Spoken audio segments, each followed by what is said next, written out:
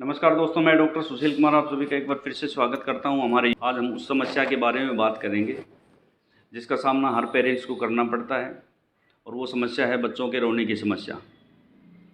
जब बच्चा रोता है तो पेरेंट्स को समझ नहीं आता है कि क्या करें, और बच्चा चुप नहीं होता है।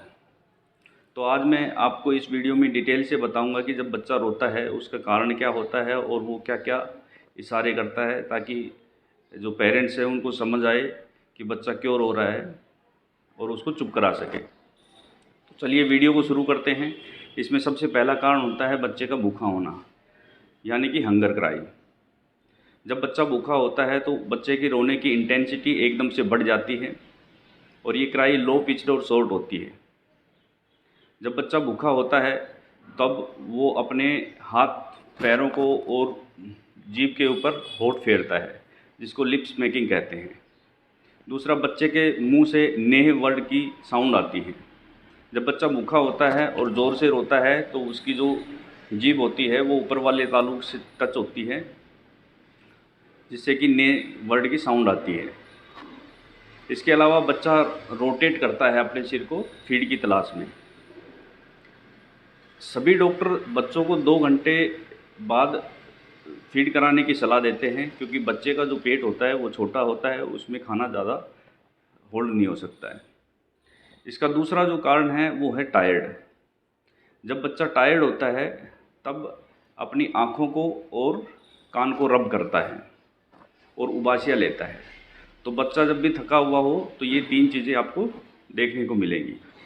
अगर बच्चा टायर्ड है तो तुरंत उसके जो एनवायरनमेंट है उसको चेंज करें, बिल्कुल शांत जगह पे उसको लेके जाएं।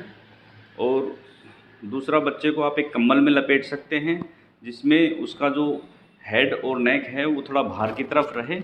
बिल्कुल जो कंबल है वो सॉफ्ट होना चाहिए, और उसको लपेट के गोदी में रखें। ऐसे करने से बच्चे को ऐसा फील होता है जैसे माँ की कोख में बच्चा फील करता है। इसके अलावा बच्चे को आप स्ट्रोलर पे वॉक पे ले जा सकते हैं, और या फिर कार की बैक सीट पे स्ट्रैप करके बच्चे को घुमा के ला सकते हैं। तो ये सभी आप उपाय कर सकते हैं जब बच्चा टायर्ड हो। कुछ माताएं ये सोचती है कि बच्चा दिन में नहीं सोएगा तो रात को जागेगा, तो बच्चे का जो स्लीपिंग पैटर्न है वो चेंज करने की कोशिश करती हैं। तो बच्चे का स्लीपिंग पैटर्न चेंज करने की बिल्कुल भी कोशिश ना करें। ऐसा करने से बच्चा ज़्यादा इरिटेट होगा और सोएगा नहीं, रोता रहेगा। तीसरा इसका कारण है डर्टी डायपर। जब बच्चे का डायपर गंदा होता है, और जब बच्चे का जो पोटी होता है, जो वो थिकल मटेरियल होता है, वो बच्चे की स्किन को इरिटेट करता है, तो इस वजह से बच्चा रोने लग जाता है। जब बच्चा डायपर की वजह से रोता है तो वो 3 इशारे करता है। सबसे पहले बच्चा अपने हाथ पैर मारता है, और जो उसकी क्राई होती है वो इरिटेटिंग क्राई होती है। तीसरा, बच्चा अपनी पीठ को आर्च करता है, मतलब कि पीठ को ऊपर उठाता है। तो ये 3 जो इशारे हैं वो बच्चा करता है। अगर ये इस तरीके से बच्चा आपका कर रहा है तो आप समझ जाइए कि बच्चे को डायपर की वजह से कोई इरिटेशन वगैरह हो रहा है। डायपर की वजह से कई बार बच्चों को रैशेज वगैरह भी हो जाते हैं। तो बच्चों को कभी भी आप डायपर पहनाएं तो कोई क्रीम, ऑइंटमेंट या कोई लुब्रिकेंट ज़रूर लगाएं।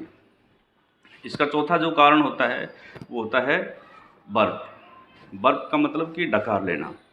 जब बच्चे को दूध पिलाते हैं और दूध पिलाते ही बच्चा रोने लग जाता है, तो ये इसका क्लासिक साइन होता है कि बच्चे को डकार दिलाना है।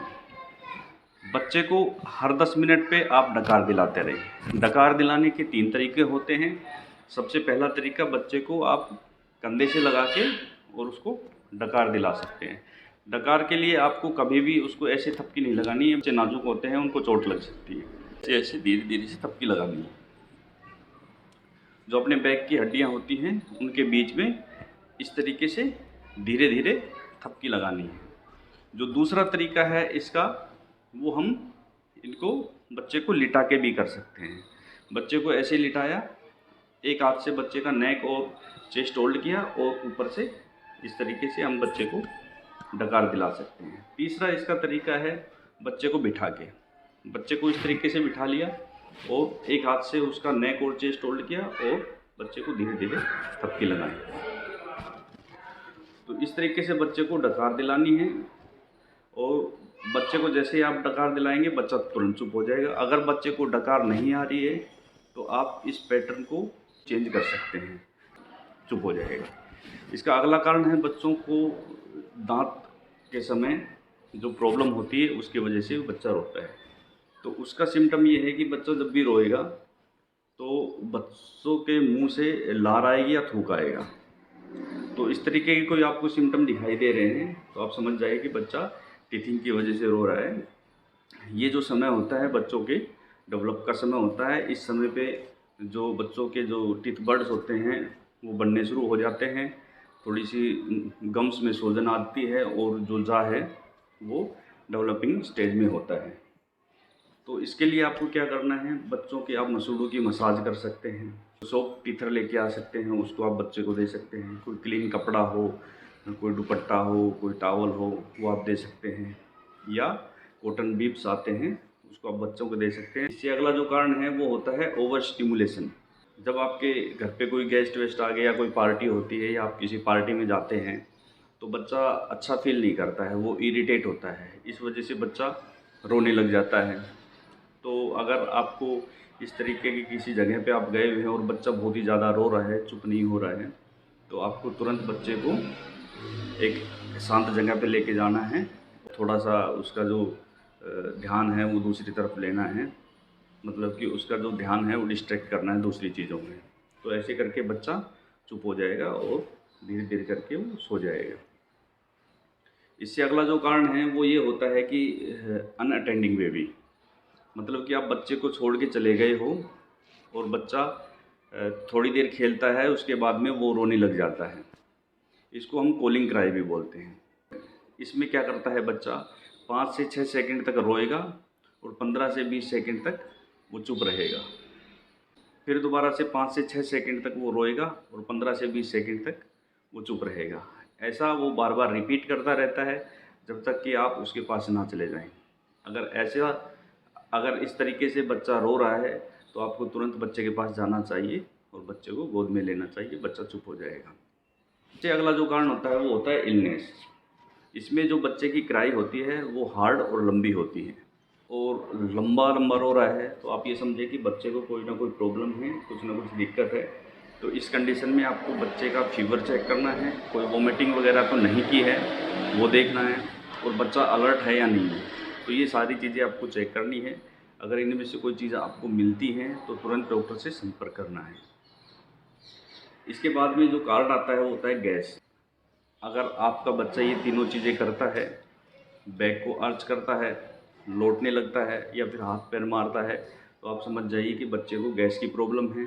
इस कंडीशन में आप बच्चे को लेफ़्ट साइड में जो करवट लेके उसको लिटा दें और थोड़ी देर लिटा के रखें, 2-4 थपकी लगाए, बच्चे की गैस पास हो जाएगी और बच्चा चुप हो जाएगा। जब बच्चे को कोलिक होता है तो बच्चा बहुत ही ज़्यादा एक्सेस रोता है और उसको चुप कराना बहुत ही मुश्किल होता है, और बच्चे का जो शरीर है वो रेड दिखाई देने लगता है। किसी किसी बच्चे का जो है पेट फूला हुआ दिखाई देता है और बच्चा पैर मोड़ के रखता है।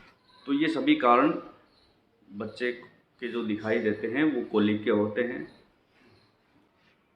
इसके लिए क्या करें? इसके लिए आपको कुछ भी नहीं करना है, ये शॉर्ट लिव्ड होता है।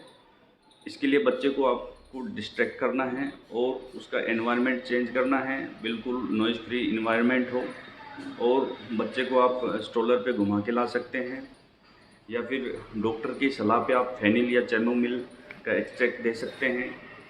जब आप ये सभी चीज़ें देख लेते हैं तो आपको सारी चीज़ें चेक कर ली और आपको ना गैस की प्रॉब्लम है, ना बच्चा भूखा है, ना उसको डायपर की प्रॉब्लम है, ये सारी चीज़ें चेक कर लेते हैं, फिर भी ये नहीं पता चलता है कि इसको क्या हो रहा है और बच्चा क्यों रो रहा है, तो आपको ध्यान से बच्चे की आंखें चेक करनी है, बच्चे का कान चेक करना है, और उसमें तो कोई प्रॉब्लम नहीं है, कान या आँख के अंदर कुछ चला तो नहीं गया है, या फिर जो बच्चे के कपड़े हैं वो ठीक हैं या नहीं हैं, या कभी कभी बच्चों को कैप पहना दी जाती है। तो इस तरीके से बच्चा किसी न किसी तरीके से इरिटेट रहता है, तो ये सब सारी चीज़ें भी आपको देखनी हैं।